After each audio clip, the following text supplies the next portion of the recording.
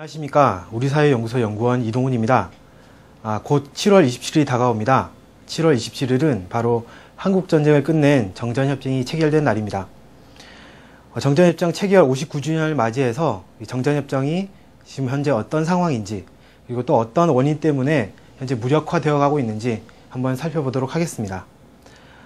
1953년 7월 27일 체결된 정전협정은 조선인민군 총사령관, 그리고 중국지원군 사령관, 유엔군 총사령관 이 3명의 서명을 받아서 체결되었습니다.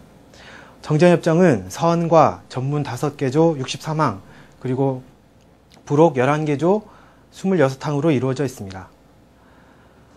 정전협정의 목적은 바로 한국전쟁을 정지하고 평화적 해결이 이루어질 때까지 상호 간의 적대 행위와 무장행동의 정지를 그 목적으로 하고 있습니다. 그래서 정전협정의 내용은 외국군의 철수 문제, 그리고 무력 증강에 대한 문제, 정전체제를 관리하는 기구 문제, 그리고 전쟁 포로를 교환하는 문제, 이런 문제들이 포함되어 있습니다. 그러나 지금 정전협정은 사실상 유명무실한 상태입니다. 정전협정 자체의 목적이 훼손되고 있고 정전협정을 유지 관리하는 기구가 사실상 무력화된 상황입니다. 정전협정을 넘어서 평화협정을 체결하기 위한 논의는 현재 없는 상태이고 지금 한반도는 적대행위 정지라는 정전협정의 목적과는 전혀 상반되게 일촉즉발의 위기상황으로 다가가고 있습니다.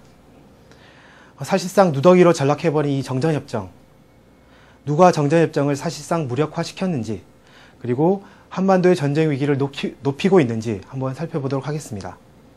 좀 전에 말씀드렸듯이 정전협정의 목적은 평화협정을 체결하기 전까지 적대적 행위의 중단을 목적으로 하고 있습니다.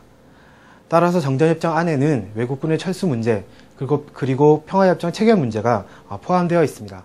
그러나 정전협정이 체결된 7월 27일 그 3개월도 되지 않아서 이 목적은 훼손되고 맙니다.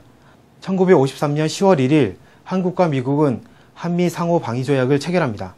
한미방위상호조약의 주요 내용은 바로 미군의 한국 땅에서 무기한 주둔을 그 내용을 하고 있습니다.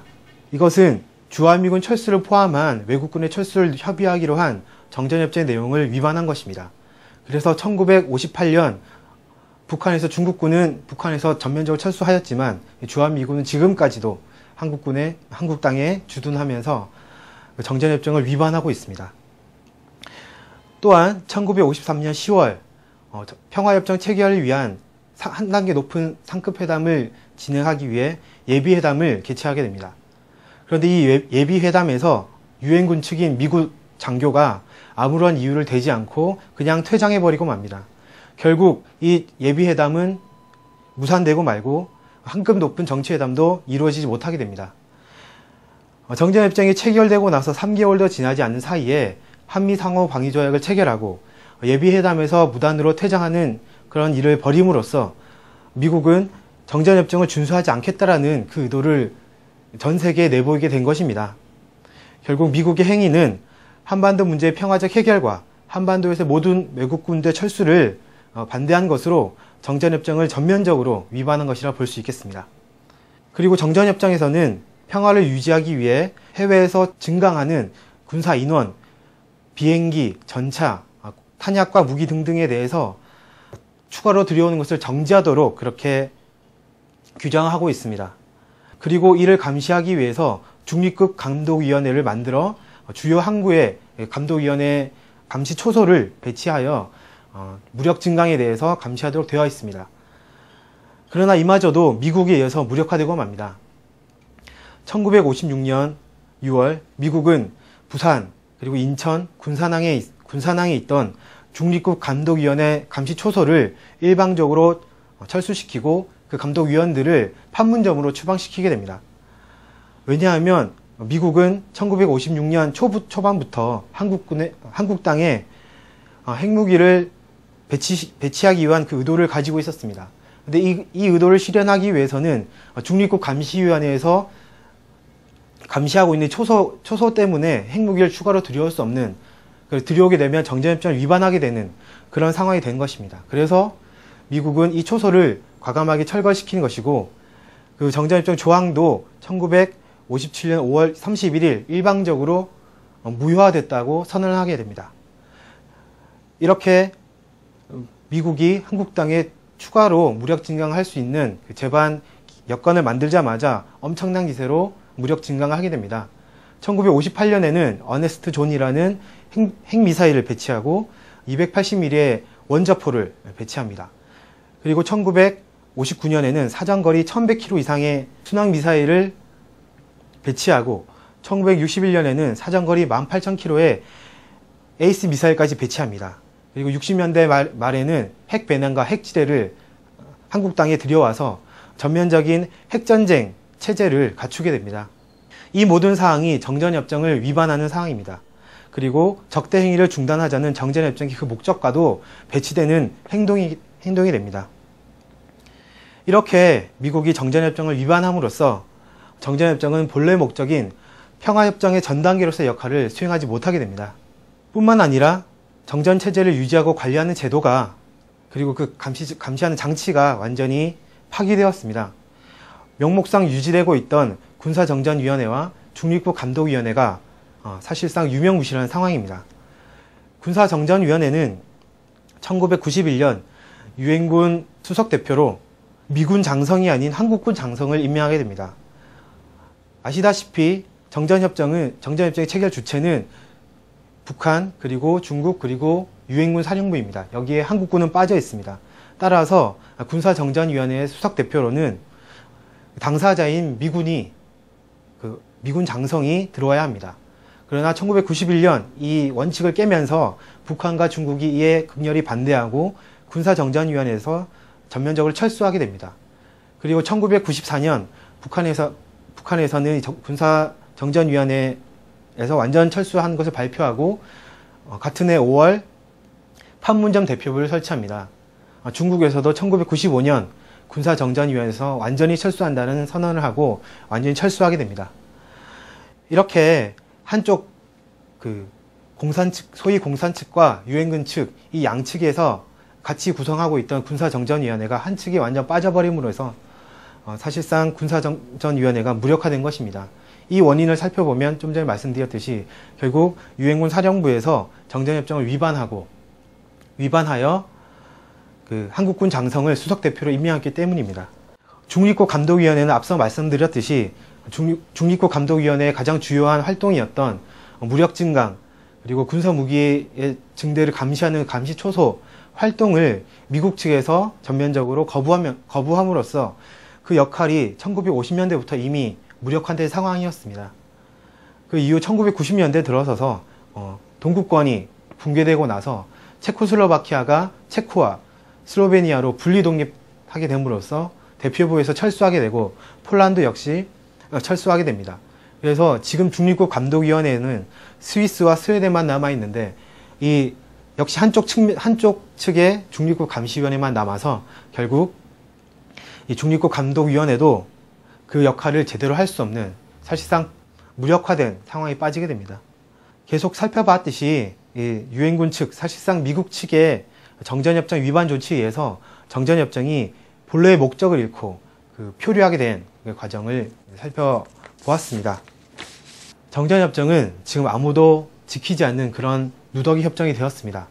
미국과 한국은 지금 온갖 군사훈련을 실시하고 호전적인 군사계획을 수립하여 북한에 대한 적대행위를 계속하고 있습니다.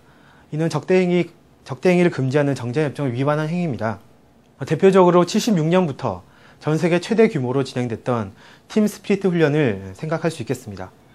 팀 스피릿 훈련은 1976년부터 93년 마무리될 때까지 북한에 대한 핵선제 공격을 상정하고 전 세계 최대 규모로 한국 근해에서 시행된 군사훈련입니다. 팀 스피릿 훈련은 93년이 끝나고 나서 RSOI 훈련 그리고 키리졸브, 독수리 훈련으로 이름만 바꿔서 계속 진행되고 있습니다.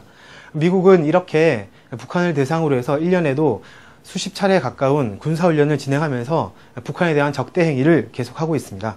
뿐만 아니라 북한에 대한 호전적인 군사계획도 계속 수립하면서 이를 바탕으로 군사작전을 수행하고 있습니다. 북한에 대한 선제 공격을 내용으로 하고 있는 5027 군사작전 그리고 북한의 주요 시설을 정밀 타격하겠다라는 내용을 핵심으로 하고 있는 5016 군사계획 그리고 북한의 급변 사태가 일어났을 때 북한에 침투하여 북한에 개입하겠다는 주요 내용을 하고 있는 5029 군사계획, 그리고 북한의 물자를 소비시켜서 북한을 붕괴시키겠다는 그런 내용을 골자로 하고 있는 5030 군사계획, 이 외에도 수많은 군사계획을 가지고 북한에 대한 적대 행위를 계속하고 있습니다. 이는 정전협정의 본래의 뜻인 평화체제를 구축하겠다라는 그 본래의 뜻을 완전히 위반하는 그런 행위라고 할 수 있겠습니다. 또한 대량 살상 무기 확산 방지 구상 PSI를 실시하여 북한에 대한 해상 봉쇄를 지금 상정하고 군사훈련을 진행하고 있습니다. 뿐만 아니라 한일 군사협정을 통해서 일본에 있는 자위대까지 한반도에 끌어들이려고 하고 있는 모습을 보이고 있습니다. 이런 상황에서 정전협정이 제대로 지켜지길 만무합니다. 유엔군 측의 주장에 따르면 북한군이 정전협정을 위반한 사례가 무려 42만 건에 달한다라고 그렇게 주장을 하고 있습니다. 반대로 북한은 유엔군 측이 정전협정을 위반한 건수가 무려 84만 건이라고 그렇게 주장하고 있습니다. 이는 정전협정이 실질적으로 무력화됐다는 것을 보여주는 또 하나의 증거가 될 수 있겠습니다. 정전체제가 무력화된 이 상황을 바꾸고 평화체제로 넘어가기 위한 노력을 실제로 미국과 한국은 하지 않고 있습니다. 미국과 한국은 정전체제를 계속 준수하자는 이야기만 하고 있습니다. 이에 반해 북한은 실제 정전체제가 무력화되었기 때문에 이를 극복하고 평화체제를 만들어가자는 주장을 미국에 계속 하고 있습니다. 그래서 70년대부터 멀리선 70년대부터 가까이 최근까지도 계속 미국의 평화협정을 체결하자고 주장을 하고 있습니다. 그러나 미국은 이런 북한의 평화협정을 체결하자는 이 주장을 거부하고 있습니다. 안타깝게도 그 노무현 정부 시기 14 정상선언에 보면 남북미 3자 또는 4자가 종전선언을 하자라는 그런 내용이 포함되어 있습니다. 종전선언을 시작으로 해서 평화협정으로 나아가는 그 로드맵을 만들었습니다. 하지만 이명박 정권이 들어오고 나서 결국 이 로드맵은 사실상 폐기된 그런 상황입니다. 이명박 정부가 들어선 지금 남북 간의 대치 상태가 매우 심각합니다. 북한의 인공기를 표적으로 하는 군사훈련이 진행되는가 하면 한국군의 교전 수칙도 선보고 후 대처에서 선대처 후 보고로 이렇게 바뀌었습니다. 점점 우발적인 전투 상황이 벌어질 수 있는 그런 위험성이 더 높아진 것입니다. 실제로 2010년 연평도 포격전을 생각해 보시면 될 것 같습니다. 그리고 앞서 말씀드렸듯이 PSI 훈련을 진행을 하는데 이전에는 태평양에서 공해상에서 했다면 최근에는 일본과 함께 부산 앞바다에서 이 PSI 훈련을 진행하면서 직접적으로 북한을 대상으로 하고 있다는 것을 보여주기도 하였습니다. 그리고 또한 임기 말까지 미국의 전투기를 비롯한 무기를 대량으로 구입할 계획까지 가지고 있습니다. 이런 모든 행동들이 하나하나 다 정전협정을 휴지 조각으로 만드는 그런 행동입니다. 이렇게 한국과 미국은 지금도 북침 전쟁 연습을 하고 북침 작전 계획을 세우면서 정전협정을 위반하고 있습니다. 그럼에도 불구하고 북한에게 정전협정을 준수하라는 그런 요구를 하고 있습니다. 참으로 이율배반적인 그런 행동이 아닐 수 없습니다. 종합을 해보면 지금 정전협정을 유지할 수 있는 체제도 완전히 무너진 상태고 정전협정의 조항들이 사실상 무력화된 그런 상태입니다. 그리고 이런 행동들은 주로 미국 측의 정전협정 위반 행위를 통해서 이런 결과가 나왔다는 것을 우리는 살펴볼 수 있었습니다. 정전협정 체결 59주년을 맞이해서 정전협정이 지금까지 무력화된 이 원인이 어디에 있는지, 실제 누가 책임을 가지고 있는지에 대해서 간단하게 살펴봤습니다. 평화협정의 체결을 누가 가로막고 있는지, 이 땅의 전쟁 위기를 누가 불러오고 있는지 다시 한번 생각해보는 계기가 되었으면 좋겠습니다. 감사합니다.